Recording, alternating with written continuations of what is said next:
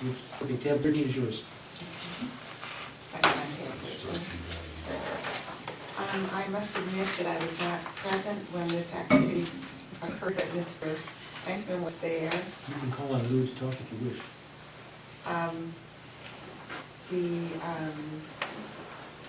Section A of the guidelines for initial construction, number 2 has an addition, really. There is no new wording until you get to the middle of the paragraph at the top, which is the Architecture Committee retains the right to withhold a certificate for building approval from any builder who is currently in default on any or all of a prior conformance bond due to uncorrected violations noted on the final inspection on other houses under construction until the violations have been corrected. That's something that they haven't done in the past, and the GIC was silent on that, and that was their very first change. Then later on in the same evening. But then we treat them as, we want them treated as individual changes, not as a pair. Right. We want each one treated individually. So deal with one and deal with the other.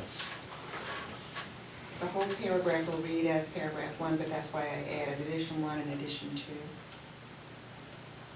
2 follows 1. So I guess we need approval for 1 and then approval for 2. Okay. Dave, comments? I have a question. What's the big driver on addition number 1? We have builders who come to us and say, I'm going to build a house on lot so-and-so, and the lot requires a culvert, and they don't put the culvert in. We go out for final inspection and say, you know, you have to put a culvert in. He says, well, yeah, I'll get to it one of these days. And the next month he's in with another application to build another house, and he hasn't corrected the ones that on the first house. And what we want him to do is to come into us with a clean slate.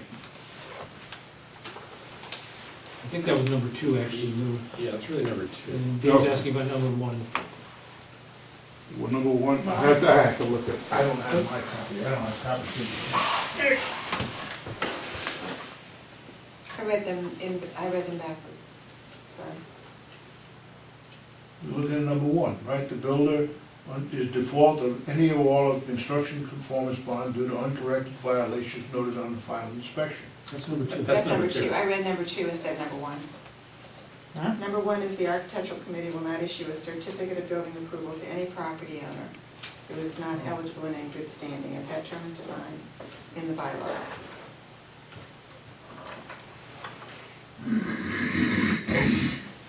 And we're looking at addition 1. Addition 1. The Architectural Committee will not issue a certificate of building approvals to any property owner who is not eligible and in good standing, as that term is defined in the Lake Holiday bylaws. Yeah, so my question is, what caused this change? What's behind this? It's I just understand number 2, but this one I didn't quite understand what would have brought this about. Have there been cases? Have there been cases like this? Yes. We've had people come up and they owe, they have compliance violations. That And they're- the that they're- certificate of building approval is not necessary to build a new house. It may be to put on an addition, or a deck, or a patio, or build a dock, or something like that. And the guy has a compliance violation for something else. And we've had that happen, where a guy comes in and says, I want to put a deck on my house, or I want to build an addition on my house. And he's already got an outstanding compliance violation, but we have no tool now to say, we're not going to give you, approve your addition, because we have no tool to do that. We have to approve it. So you knew at that time that the member was not in good standing? Not in good standing, but we had no tool to say we couldn't give him a certificate. So this is more for modifications to homes rather than new build? Yes, that's basically what we're more. Oh, But it could apply to a new one also. It could apply to a new You know, home I'm a too. membership lot owner, like certain membership, and I'm paying any dues, and yet I wanna apply to build a lot on another, or a house on another lot. I think this might help enforce some of our accounts receivable. I don't know, but I think it's a step in the right direction. Sure. yeah. I'm okay with that. I would just suggest one minor change, and that, because this bylaws, Article 2, Section 10, really refers to members rather than owners, it's a technicality, but I could fix that, I think, real easily by saying owner/member. There's a difference. between Owner is, member. owner is a member, member is a Well, they're not member. exactly the same. I mean, that's why we have two different definitions. Every owner has to be a member, though. Mm-hmm. There are two different definitions, they're two different animals, otherwise we only have one definition. I'm fine, I have no Just to be heartburn about that at technically all. pure, I would make that /member. That's fine with Just me. if you go to that thing, it doesn't say anything about owners. The architectural committee would agree with that change, Oh, yeah. and the liaison would agree with that change. I mean, it's a semantic change, it's not a, Yeah, I think this is great, don't get me wrong. Okay, just dealing with addition 1 now. Is there any more discussion on addition 1? Can I hear a motion to, I move approval of addition 1, as modified? as modified. John, your hand No, up, I or was are saying, you I just, was- you're just stretching? No, I'm anxious, I was voting. Okay. All in favor? Anybody opposed? Okay, that is unanimous. Now addition 2? Well, we discussed it a Oh. little bit. Just let me make a comment on addition 1 though.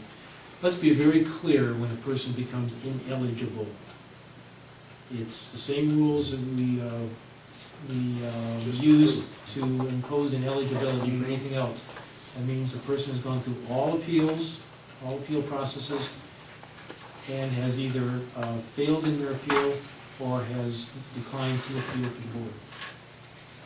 Yeah, no, and that information needs to come from only the GM. Only from the GM. So Ray, it's that procedure we just completed about ineligibility applies in this case too. certainly. Okay, addition 2. Discussion on addition 2.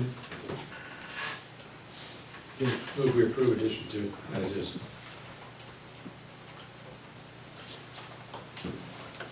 okay, I have a proposed amendment to your motion. That's a better way to do it than we did before. The word, well, if you don't accept my proposed amendment, then we have to vote on 2 different motions. The word builder in the second line, we don't issue a certificate of building approval to a builder, we issue it to an owner, which may in fact be the builder, Yeah, but we only issue them to owners, Owner/member? owner/member. So I would replace builder with owner/member. And should it be property owner/member to match the top paragraph? Property owner? That's what I want to, property owner/member. Does the original movement accept the amendment? Yes, I accept that amendment.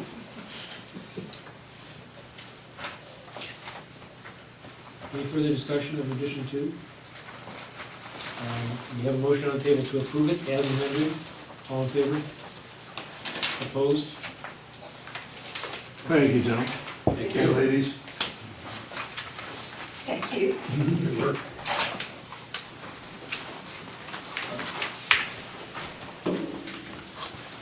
Good night, everybody. Good night, Lou.